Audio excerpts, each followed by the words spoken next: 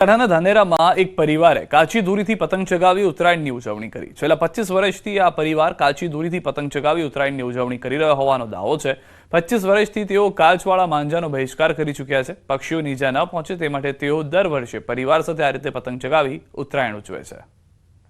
જેમ આપણે સ્વતંત્ર છીએ એ જ રીતે આકાશમાં ખુલ્લા આમ ફરતા પક્ષીઓ પણ સ્વતંત્ર છે અને એમના જીવને જાનહાનિ ન થાય અને એમને પણ કોઈ પાંખ કપાવવાથી પણ દિવ્યાંગતા ના આવે એ માટે પણ પક્ષીઓની ચિંતા કરી અને હું મારા શોખ માટે પણ આ કાચી દોરીનો ઉપયોગ કરી અને છેલ્લા 25 વર્ષથી હું આ પતંગ ચગાવી રહ્યો છું।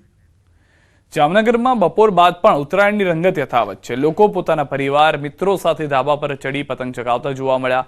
કાયપો છે લપેટની બૂમો સંભળાઈ રહી છે। સારો પવન રહેતા લોકોને પતંગ ચગાવવાની પણ ખૂબ મજા પડી રહી છે। ઉત્તરાયણનું પર્વ છે ત્યારે સૌરાષ્ટ્રના જામનગરમાં પણ બરોબરનો માહોલ જામ્યો છે અને સવારથી જ પતંગ રસિયાઓ છે તે અગાશી ઉપર ચડી ચૂક્યા છે અને જ્યાં જુઓ ત્યાં કાપ્યો છે લપેટની બૂમો પણ સંભળાઈ રહી છે।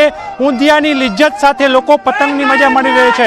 જે પ્રકારના દ્રશ્ય આપ જોઈ રહ્યા છો, હાલ લોકો પતંગ ઉડાડી રહ્યા છે અને એન્જોય પણ કરી રહ્યા છે। જે પ્રકારે જામનગરની આ ઉત્તરાયણ છે, ઉત્તરાયણમાં લોકો મન મૂકી અને પતંગને સિંચી રહ્યા છે। કેટલા પતંગ અત્યાર સુધીમાં કાપ્યા?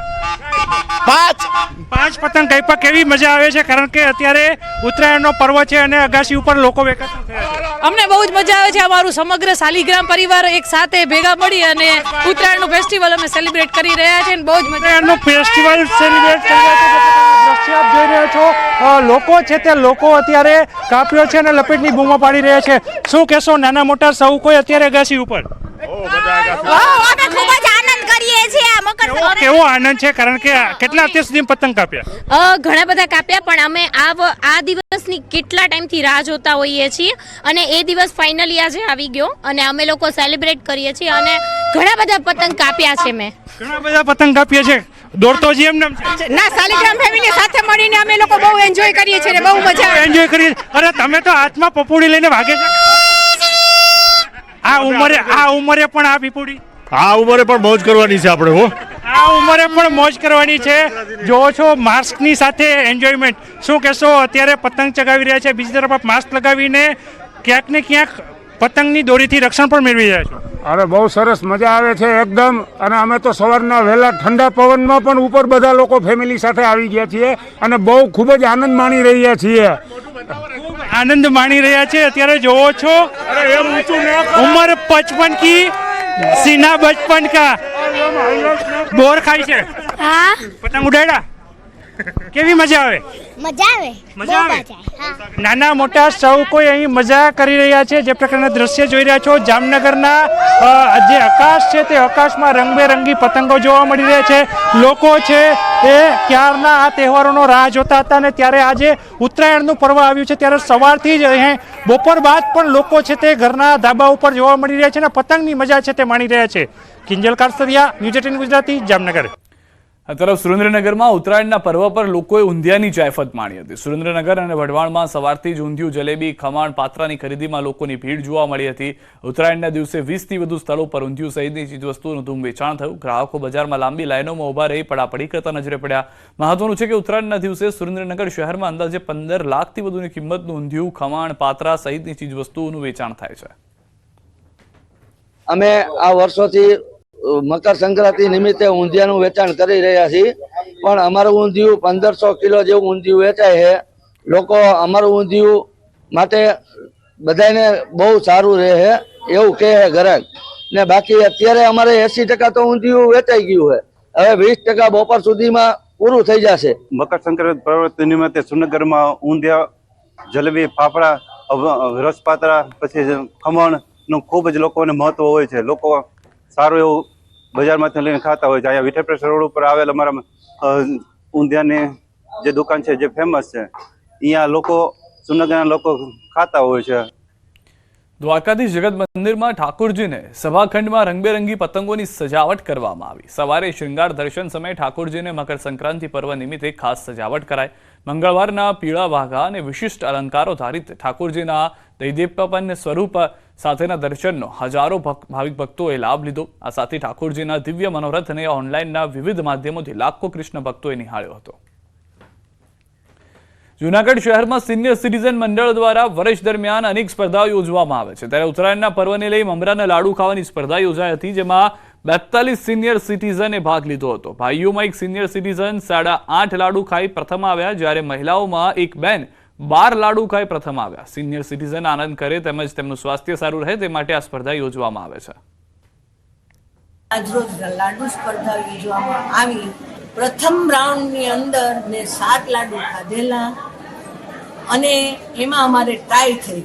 ત્યાર પછી બીજું રાઉન્ડ ગોઠવવામાં આવ્યું। બીજા રાઉન્ડની અંદર મેં 5 લાડુ ખાધેલા અને અંતે મેં પ્રથમ નંબર પ્રાપ્ત કરેલો। 8.5 લાડુ ખાધા છે અને 5 મિનિટમાં મારી સમય મર્યાદા હતી। એમાં બહુ મજા આવી અને આનંદ આવ્યો અને સરસ રીતે યોગને લીધે બધું સારું જીવન આવું ચાલે છે। આજે 42 સભ્યોએ ભાગ લીધેલો, એમાંથી 50% કરતા વધુ ડેન્ચર વાળા માણસોએ ભાગ લીધેલો અને પહેલા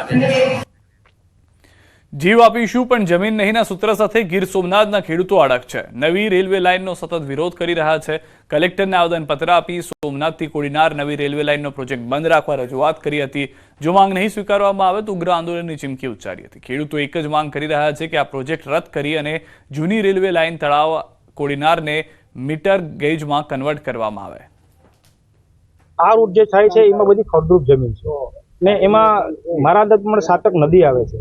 જે રેલવે ટ્રેક બનવાનો છે એ ઊંચો બનવાનો છે, એટલે ઊંચો બનશે એટલે શું થશે કે અત્યારે 5 ગામ તો એવા છે કે મારા ધ્યાન પ્રમાણે 5 ગામ એવા છે કે જે નથી થયો છતાં બી 5 ગામ ડૂબમાં આવે છે। લાઠી, કદવારા, ઓઢવા, અણાસા ને બાદલપરા જે અમુક ગામ છે કે એ ડૂબમાં આવે છે। રેલવે ટ્રેક બનશે એટલે કાયમી માટે ડૂબમાં રહેવાના છે ને જે ફળદ્રુપ જમીન છે એ બધીમાં જવાની છે। 5 મીટરની હાઈટ ઉપર ટ્રેક બને એટલે મીઠાપુરનો 1 થી 2 માળના મકાનો તો સંપૂર્ણ ડૂબમાં જાય અને એને આગળની 2 કિલોમીટર જમીન જેને કઈ વળતર નથી મળતું નહીં। ગુજરાત વિધાનસભાના અધ્યક્ષ શંકર ચૌધરીએ થરાદમાં પતંગ ચગાવીને મકર સંક્રાંતિની ઉજવણી કરી। તેમણે કહ્યું કે આ વખતની ઉત્તરાયણમાં બનાસકાંઠામાં અનેરો ઉત્સાહ જોવા મળી રહ્યો છે। દર વખતે આમ તો ઉત્તરાયણના દિવસે અમે પતંગ ચગાવવા અહીંયા આવીએ મત વિસ્તારની અંદર, પરંતુ આ વખતે કંઈક ઉત્સાહ અલગ છે। આખું આકાશ જાણે પતંગોથી ભરાઈ ગયું હોય ને એવું દેખાય છે। આમ નજર કરીએ ને તો અંદરથી ઉત્સાહ છે। રાજ્યના મુખ્યમંત્રી ભૂપેન્દ્રભાઈ પટેલે આ સરહદી વિસ્તારને નવા જિલ્લાની પણ ભેટ આપી, એનો પણ એક અનેરો ઉત્સાહ પ્રજાજનોની અંદર છે।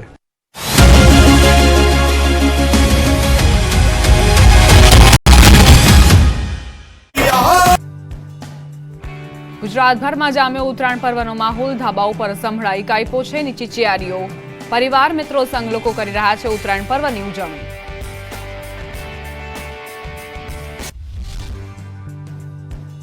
બે દિવસ જોરદાર પવન સાથે આકાશને આમશે પતંગો। આગાહીકારો અને હવામાન વિભાગની આગાહી, રાજ્યમાં 2 દિવસ પવનની ગતિ જોરદાર રહેશે। સારા પવનને લઈ પતંગ રસિકોમાં ભારે ઉત્સાહ।